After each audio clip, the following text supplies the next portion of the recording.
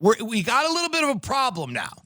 We got a little bit of an issue because the American media, in their infinite wisdom, has been saying for the last 2 months that Russia has been losing the war, that Russia's a big pussy, and that everybody who lives in Russia can barely put two hands together to fight, and the Russian military is useless, and they've been losing the war. Now, apparently, that offended Putin, the leader of Russia.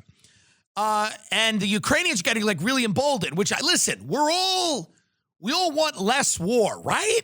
I want less war. I don't want a nuclear war. I don't want to totally say that a nuclear war would be horrible, because I think there are a lot of people in our country who, through a lot of nice editorials, including one I talked about months on the show, were like, hey, it's a little bit of a nuclear war. It might not be the biggest deal. So I don't want to, listen, would a nuclear war have benefits? Sure. Everything has benefits. So I wouldn't want to completely write off a nuclear war as all negative. I'm sure there's positives. And they'll explain, the defense contractors will explain to you the positives of a little nuclear reset. That's why they're just saying tactical nukes. They're using these words tactical. It's not a big deal, it's tactical. It's a tactical nuke. It's a little nuke here and there, boom, boom, boom. But we're on our way there because Russia wanted these two regions. They wanted Donbass and the other one. The people there are majority Russian. They speak Russian. A lot of them are sympathizers with Russia. When Zelensky came into power, which is kind of like a CIA coup, he eliminated the pro-Russian party. So they had no representation politically. In 2014, Putin annexed Crimea, again, another kind of Russian region. And, now we have this thing where Putin has invaded the Ukraine to prevent them from whatever you want to say, whether it's joining NATO or whatever, he is basically going in there and saying, I want these regions that were Russian. They were Russian. I want them, and I don't want Ukraine to join NATO, which is expanded a bunch of times. And it's Ukraine's on the doorstep of Russia. He doesn't want missiles there. He doesn't want to. That's what he doesn't want. Okay. Now, yeah, is Putin a great guy? No. Let's go over all of the fucking qualifiers here about Putin, because people are going, hey, you're like Putin. Listen, he's a bad guy. Putin's not good. He kills people indiscriminately or whatever. If they're a threat to him, he kills them. He murdered this journalist, Anna Politskaya, we think, but he did. He does. Alexander Levchenko poisoned him with polonium. Everyone's dying now. Anyone who's ever said anything negative about the war, they're all dead. He's not a good guy. We get it. Don't mistake what I'm trying to say here. I'm not a fan of Vladimir Putin in the overall, appraisal of his character. What I am saying is that he wants certain things. Yes, would he like to reconstitute the Soviet Union? Sure, probably. Sure he would. But he's been very specific about what he wants in this conflict. And then the Ukraine and the U.S., we've been very general. We've been very vague and very big picture. He's been Donbass, the other one, find me the name of the other one. Donbass, the other one, respectfully, Donbass, the other one, and he wants that, and no NATO. And then our response is freedom. That's our response. Our response is freedom, Ukraine, Zelensky, love, nations, trans people, dance, the free, future, the children. And he's been no, Donbass and that other thing and no NATO. And then our response to that is here's a Ukrainian folk song and how dare you? It's and then Zelensky the other day goes, I'm not negotiating with Putin. This is one of my favorite things I've ever seen. He goes, we can have no negotiations with Putin because he's a leader with no future. It's who decided that? He has a future in Russia. The coups did not work. He's still there. I remember in the beginning, everyone's the Russians will turn on him. They'll kill him. They haven't. He's still there. He has a future in Russia. So now Zelensky is calling essentially for the removal of the leader of the country that has the largest nuclear arsenal in the world.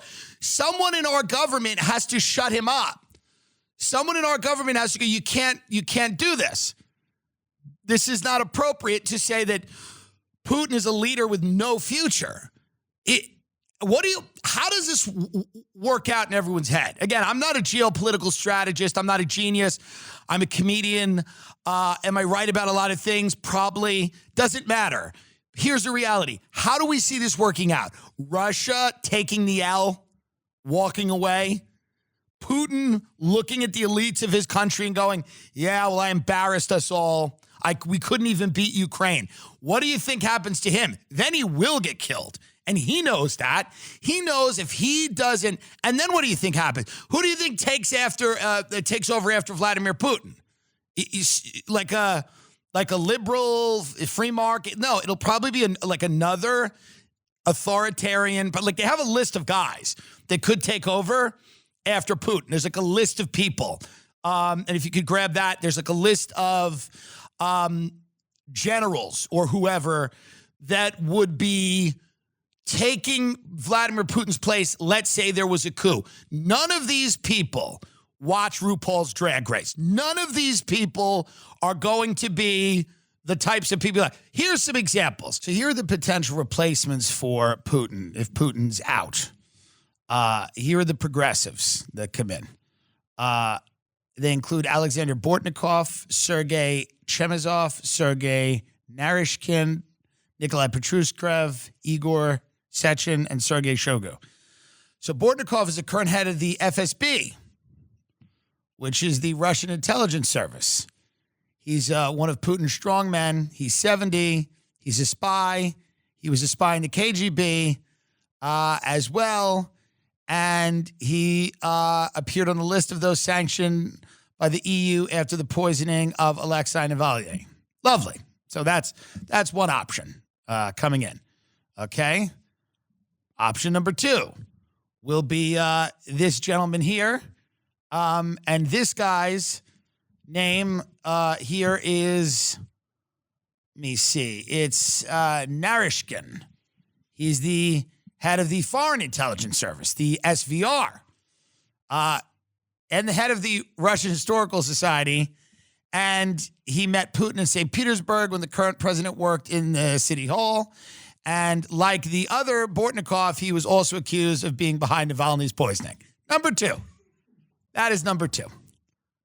It's good. These are the candidates that are lining up to replace Putin. So then we have, if you go up here, we have Sergei Chemezov, who is the CEO of Rostec, a state-owned defense company. He met Putin during his time in East Germany. His position in charge of the Russia company has allowed him to build up a large fortune. He has several luxury yachts, some villas in Spain. Another key Silovark in Putin's circle is Igor Sechin, head of the state oil company Rosneft. Again, they both, one is Rostec, one is Rosneft. And like Chemezov, he holds one of Russia's greatest fortunes. I would feel more comfortable with the rich guys because at least they might be concerned with their own money. But go up, Sergei Shoigu is one of my favorites. This is a great example here. In the military sphere, perhaps replacing Putin will be Defense Minister Sergei Shoigu, the military officer of Ukrainian and Tuvan origins, is a government figure who has held a high-level post since the collapse of the Soviet Union. Shoigu, who's one of Putin's closest friends, played a key role in the annexation of Crimea and the military operations in Syria. So those are the candidates, the progressive candidates that will replace Putin and reverse the course of history in Russia.